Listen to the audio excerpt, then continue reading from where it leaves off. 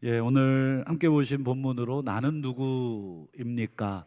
나는 누구입니까? 라는 철학적인 제목으로 잠깐 말씀을 나누겠는데, 오늘 내용은 간단합니다. 장래에 대해서, 너희가 사람이 죽으면 어떻게 하지 마라. 그리고 이제 오늘 읽지는 않았습니다만 뒷부분까지 우리가 함께 묶어서 보면, 뒤에는 먹을 것과 먹을 수 없는 것, 너희들은 이런 거는 먹어도 되고 또 이런 건 먹으면 안 되고, 음식에 관한, 오늘 본문은 크게 장래에 관한 그리고 음식에 관한 이야기들을, 지침들을 오늘 우리에게 주시는데, 도대체 이게 하나님이 무슨 장래까지 관여하시냐 이렇게 느껴지고, 또 어떤 음식을 먹어야 될지 말아야 될지까지 관여하시냐, 좀 이렇게까지 느껴지는데, 오늘 이 본문을 통해서 말씀하시고자 하시는 진짜 의도, 진짜 목적이 뭐냐 하는 것을 우리가 좀 함께 살피려고 합니다. 구약 시대에 보면 여러분, 따로 구별하여서 어떤 특별한 일을 위해 맡긴 따로 구별된 사람들이 있죠.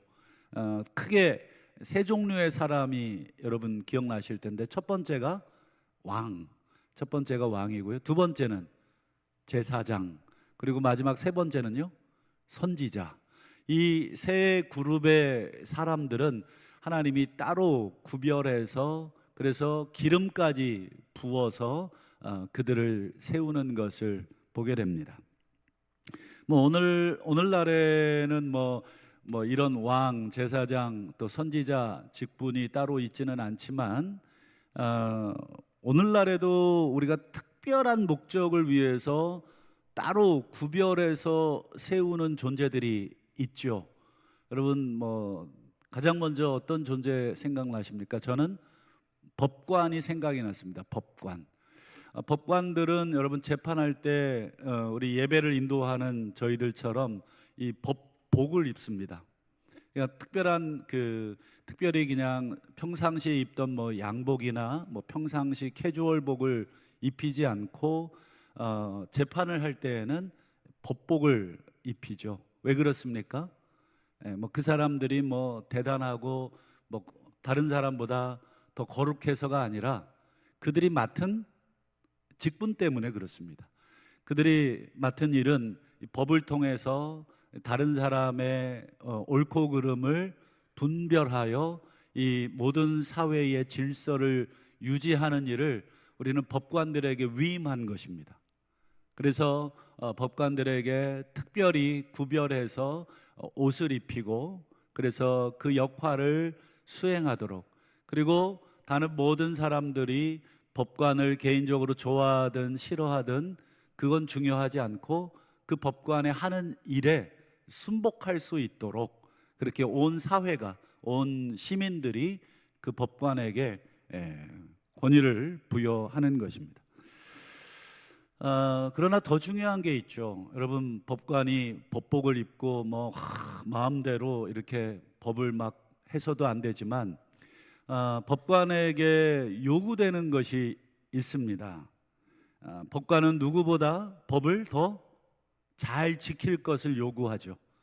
왜냐? 다른 사람을 법으로 심판하는 자리에 있는데, 나는 법 안 지키면서 다른 사람에게 법 안 지켰다고 이 심판을 가할 수는 없기 때문에, 이 법관에게 요구되는 것은 어떻게 보면 다른 사람은 용납해 줄 수 있는 작은 실수도 법관에게는 더 우리가 냉정한 잣대를 들이댈 때가 있죠. 그래서 법관들이 더 공의롭고 정의롭게 살아야 됩니다. 그리고 법을 아주 목숨처럼 소중하게 지켜야 될 것을 요구합니다.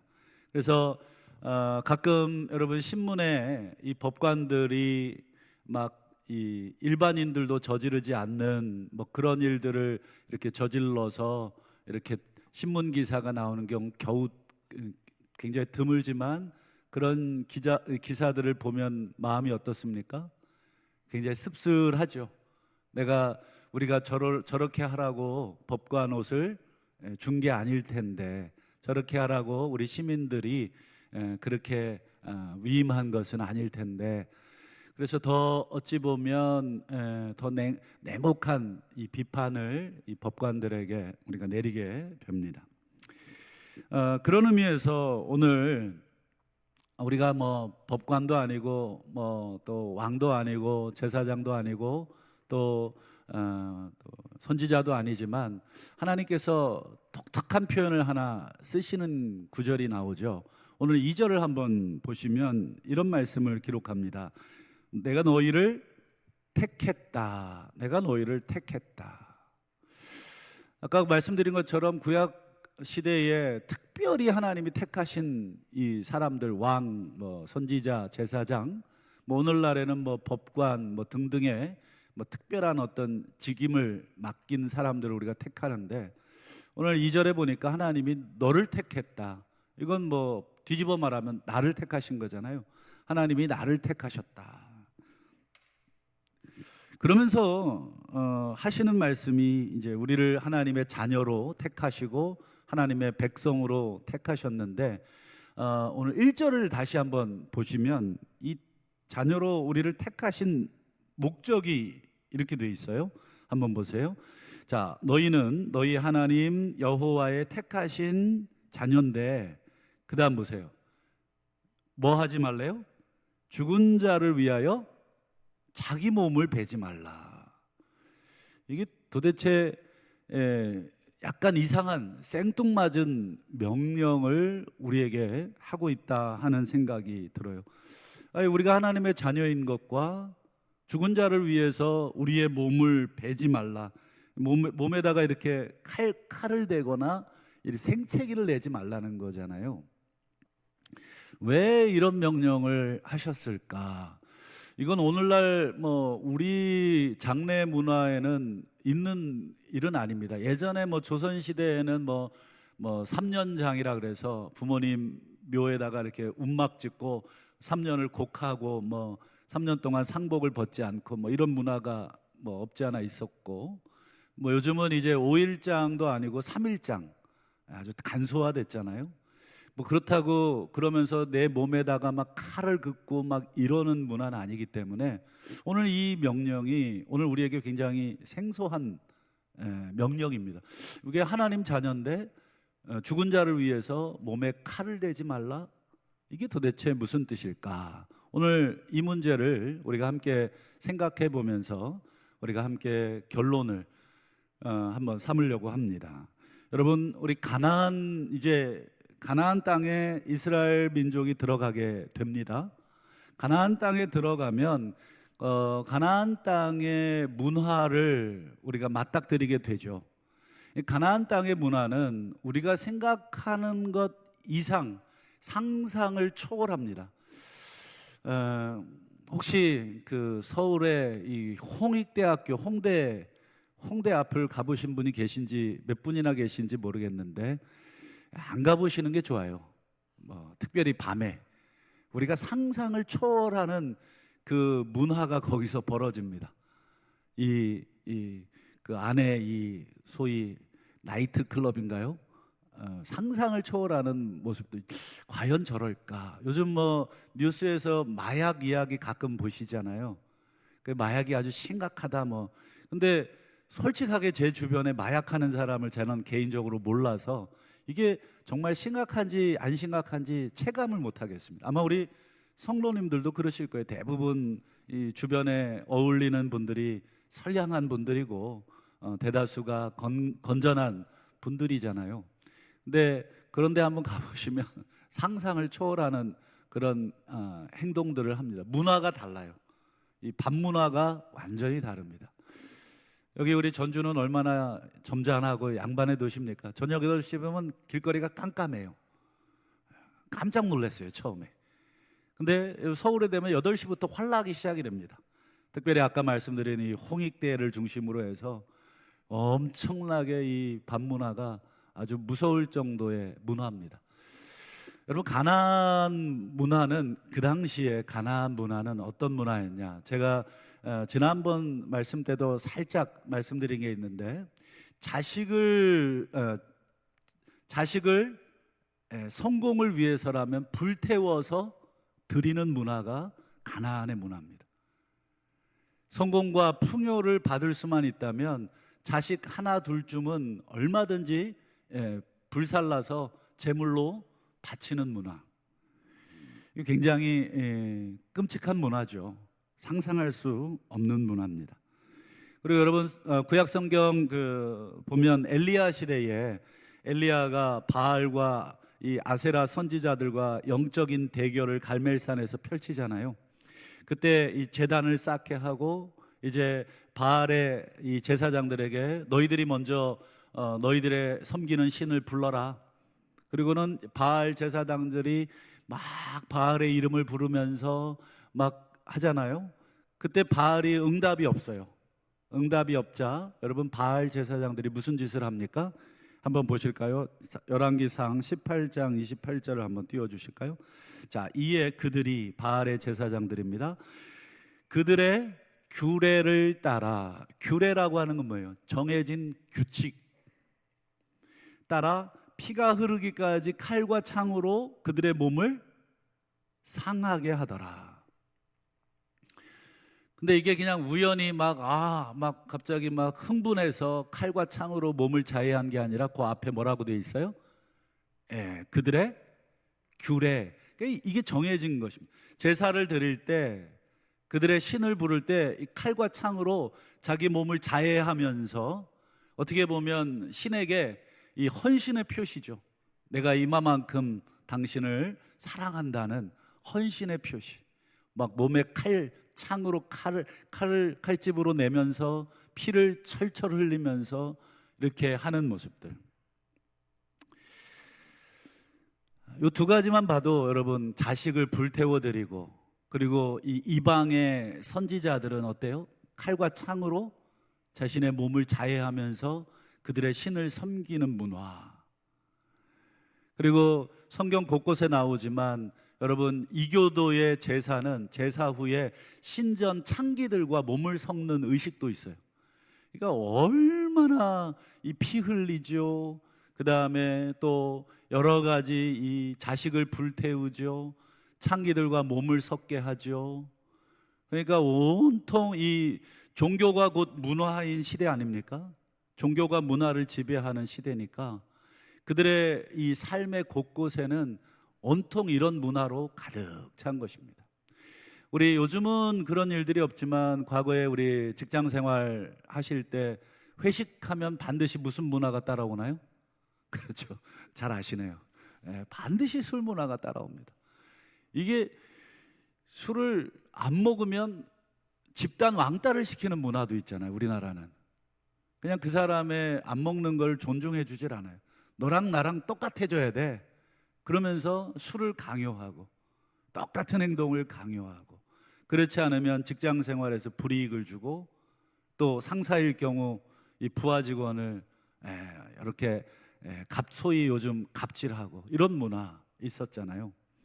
요즘은 그런 거 이제 없어졌다고 많이 하던데 각 독특한 문화들 여러분 가나안의 문화는 정말 깜찍한 문화들인 것입니다. 그러니까 여러분 죽은 자를 위하여 자기 몸을 베지 말라라고 하는 것은 무엇과 연결되어 있는 거예요? 그렇죠. 그 당시에 가나안의 문화와 연결되어 있는 거예요. 제사 지를 때 이 선지자들이 칼과 창으로 자기 몸을 자해하는 것뿐 아니라 죽은 자를 위해서 이 몸을 자해하는 것도 그들의 문화였어요. 그러니 여러분 몸이 얼마나 상하겠습니까? 우리 하나님이 우리에게 주신 이 거룩한 몸, 여러분 구약 성경 어디에도 여러분 우리 몸을 그렇게 하라고 한 곳이 아무데도 없잖아요. 그러니 여러분 하나님의 백성이 가나안 땅 들어가면 뭐부터 보겠어요? 이런 문화부터 보는 것입니다. 죽은 자를 위해서는 몸에 칼을 베는구나. 내 자식이라도 불태워서 드려야 되는구나. 저들은 제사 지낼 때 칼과 창으로 몸에다가 피를 흘리면서 예배를 드리는구나. 야, 우리 거랑 비교해 보니까 우리는 어떻습니까?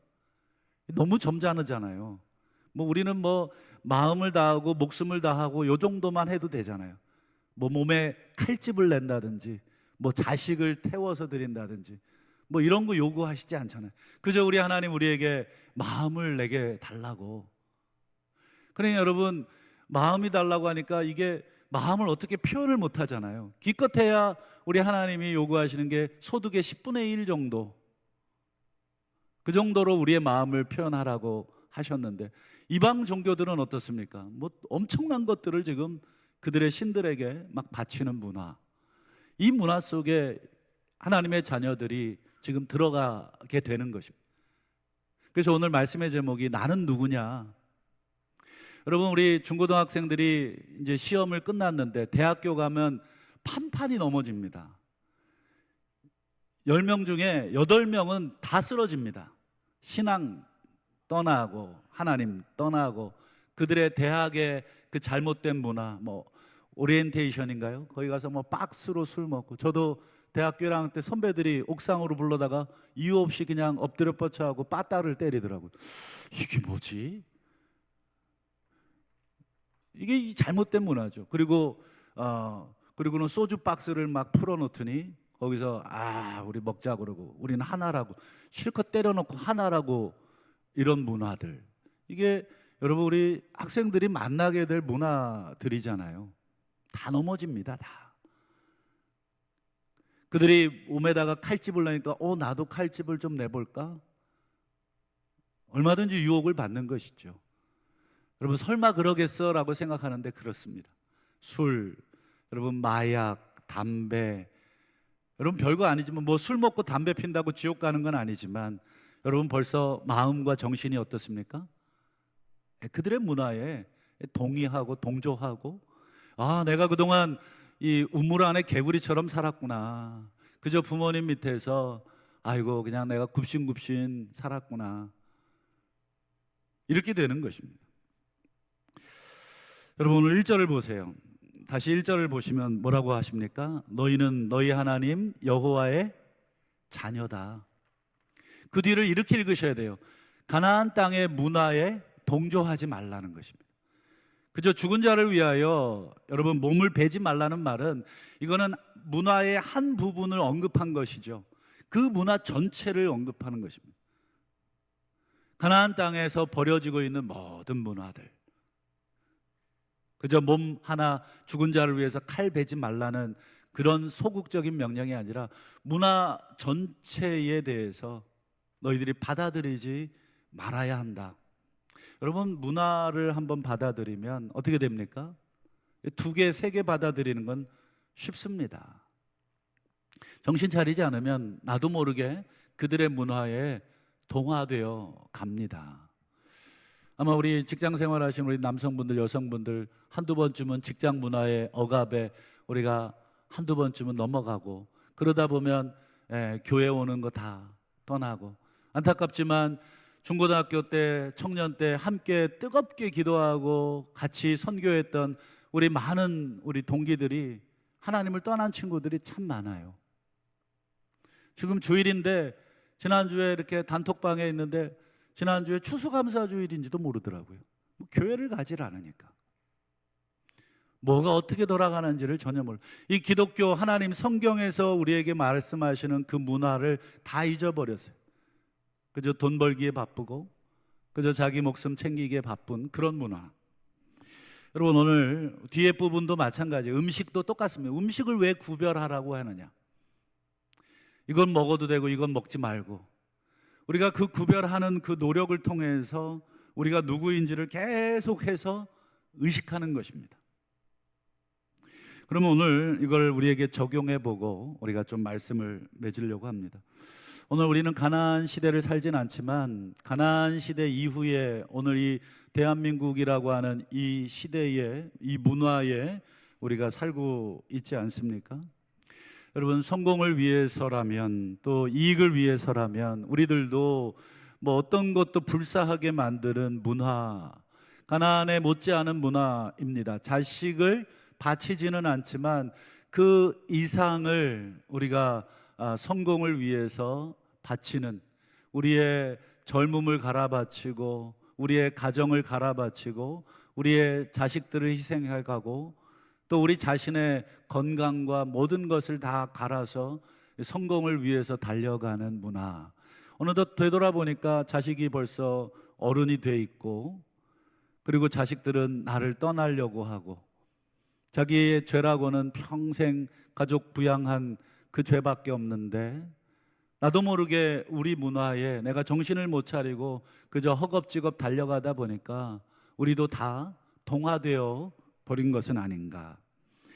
돈이 된다면 여러분, 사람도 죽이는 문화, 그리고 자신의 권력이나 또 자존심을 지키기 위해서라면 다른 사람의 인격주문 전혀 존중하지 않는 문화, 그것들을 법으로 많이 이렇게 해놓았지만 그래도 그게 잘 지켜지지 않는 문화, 힘으로 누르려고 하는 그 문화, 상대방을 존중하지 않는 문화, 이런 것들이 어떻게 보면 오늘날 우리들의 문화 아니겠습니까?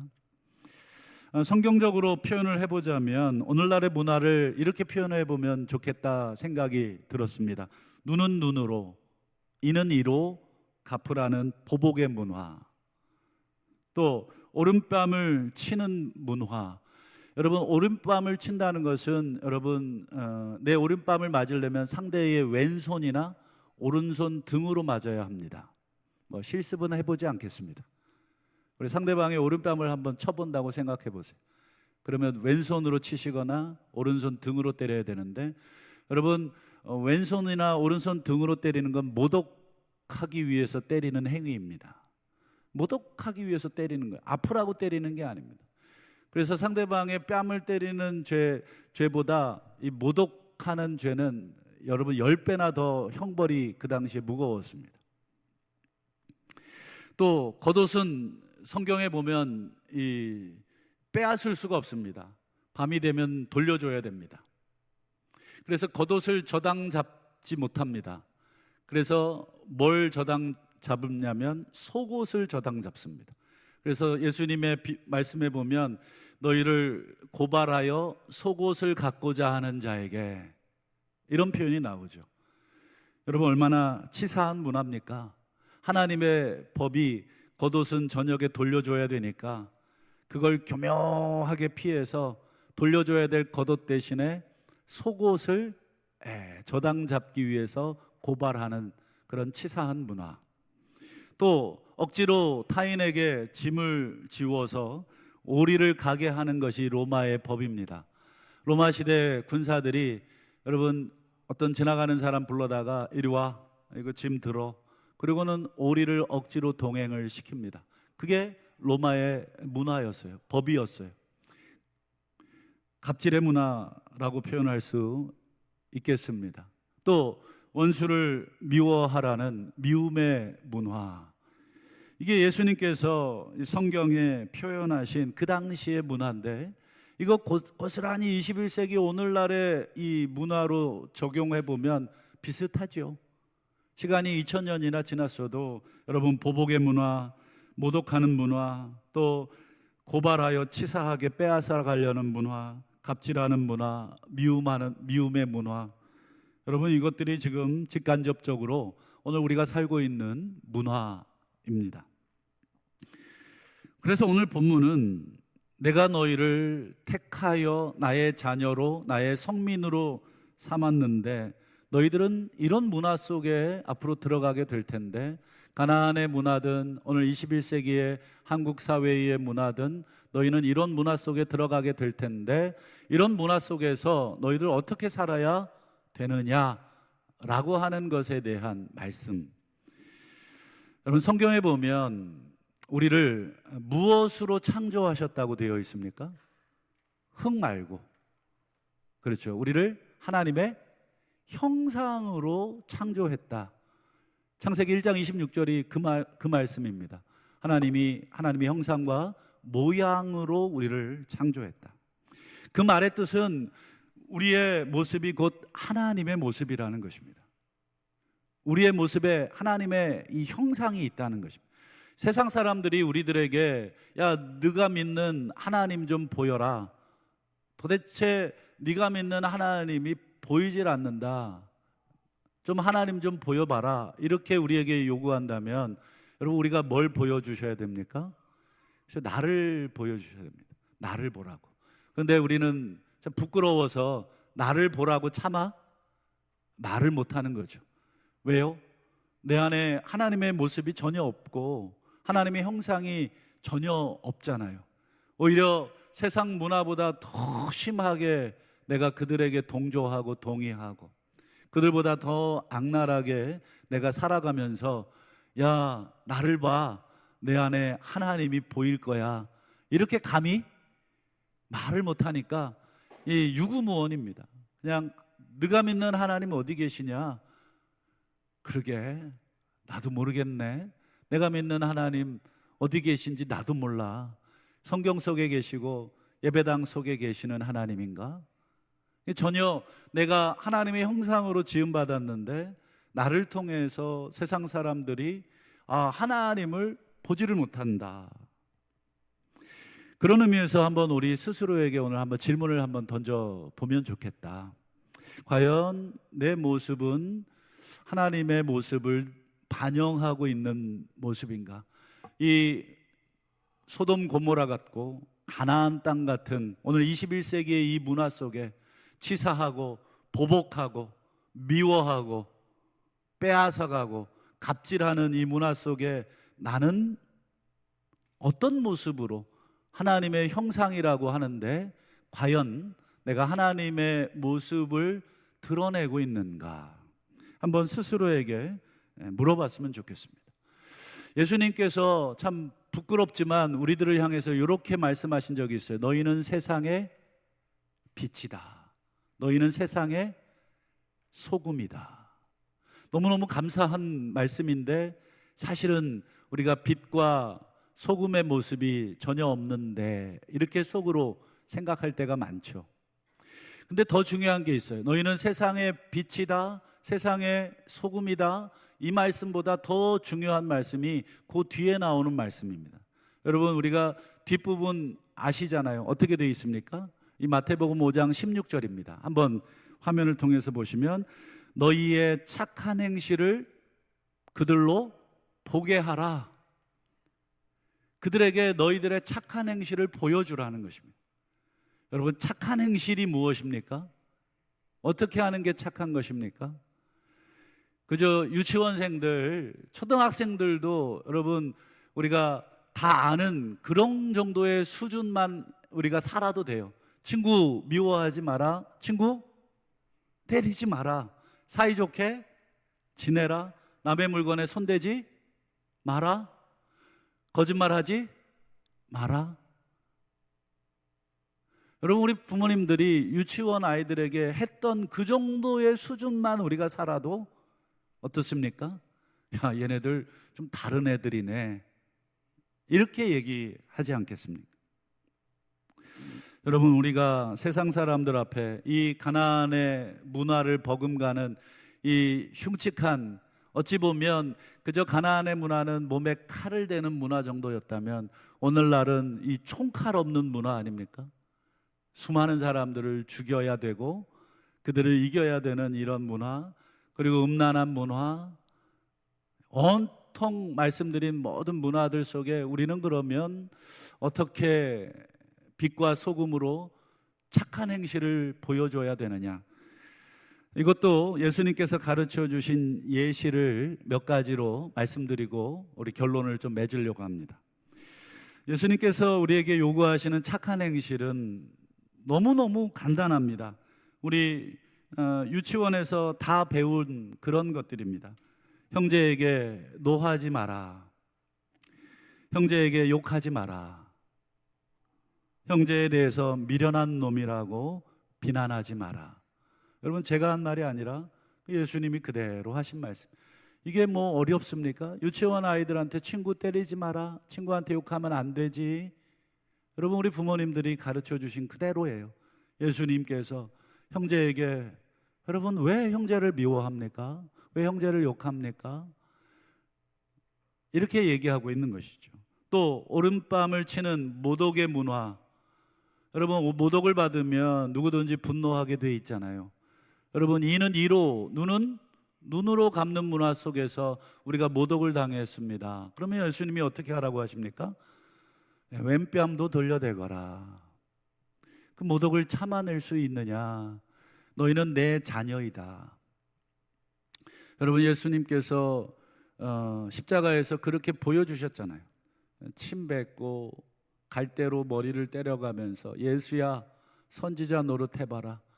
누가 너를 때렸냐? 가시면류관을 머리에 씌워놓고 그 앞에 엎드려 절하는 척하면서 유대인의 왕이여, 조롱하고 모독하고 십자가 달려서 마지막 순간까지 네가 내려오면 믿어주겠다, 그렇게 조롱하는 그런 문화 속에 우리 성도들도 똑같은 걸 요구받고 있는데, 아버지여 저들의 죄를 용서해 주십시오. 그 다음 하신 말씀 뭐예요? 저들이 지금 자기들이 하는 게 무슨 짓인지를 모르고 있나이다. 참 그렇게 여러분 기도할 것을 요구받고 있는 사람들이죠.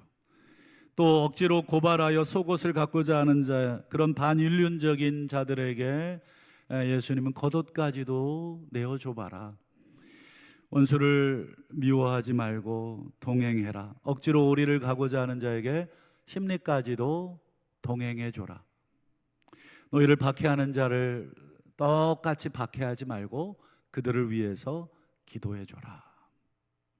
이것이 오늘 우리가 빛으로 소금으로 너희의 착한 행실을 그들로 보고, 그 다음이 무엇이냐면 하늘에 계신 너희 아버지께 영광.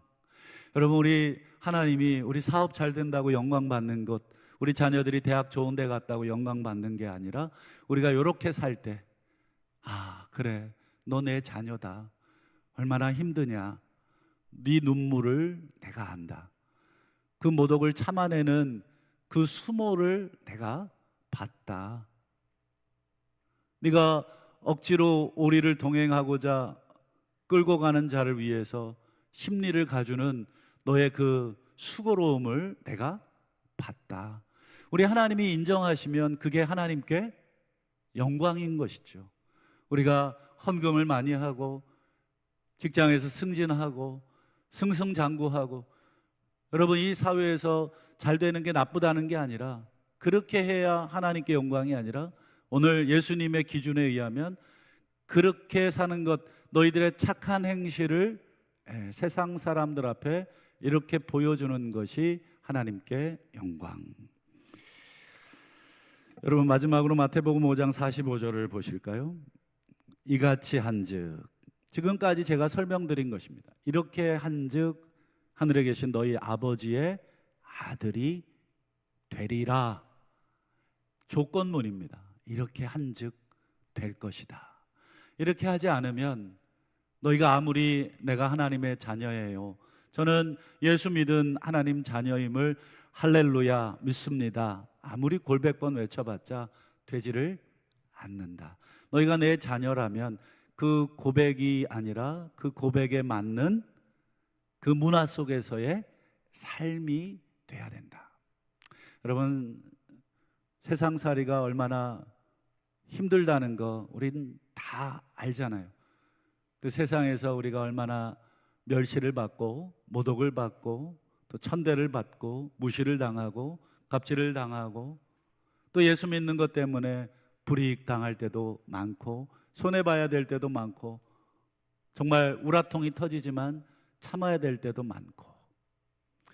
그러나 여러분 눈은 눈으로 이는 이로 갚아주는 이 세상의 문화가 아니라 오늘 예수님께서 보여주신 이같이 한즉 너희가 내 자녀가 되리라. 여러분 말씀을 맺겠습니다. 오늘 말씀의 제목이 나는 누구입니까? 여러분 세상 방식대로 살면 쉽습니다. 우리가 그렇게 못 살아서 안 사는 게 아닙니다. 우리도 얼마든지 다른 사람 여러분 욕할 수 있고, 다른 사람 무시할 수 있고, 다른 사람 여러분 정말 인격을 다 짓밟을 수 있을 만큼 우리도 말씀 잘하시고 우리도 굉장히 강한 성격을 가지고 있잖아요. 근데 우리가 그렇게 하면 안 된다, 왜냐? 우리는 하나님의 택하신 성민이고 택하신 백성이고 나의 자녀니까. 이것이 우리에게 요구받고 있는 명령입니다. 한 주간 우리가 세상에 다시 나아갈 때 참 속이 아닐 때가 많이 있으실 겁니다. 그때마다 우리 하나님 앞에 애통하십시오. 애통하는 자는 복이 있나니 저가 하나님으로부터 내려오시는 그 위로를 받게 될 것입니다. 화평케 하는 자는 복이 있나니 저가 하나님의 아들이라 인정함을 받게 될 것입니다. 여러분, 그것이 예수님이 가르쳐 주신 팔복의 내용들, 너무너무 비참하잖아요. 너무너무 서럽잖아요. 그러나 진정한 위로는 이 땅에서의 위로가 아니라 우리 하나님으로부터 오는 위로인 줄로 믿고, 한 주간 나는 이 세상에서 누구로 살아가는가 다시 한번 우리 스스로에게 질문하시고 답도 하시고, 또 순간순간 삶에서 만나게 되는 어려운 시험 문제들 앞에 우리가 하나님이 원하시는 답을 조금이라도 써내려 가시는 하나님의 고귀한 자녀들이 다 되실 수 있기를 주님의 이름으로 축원합니다.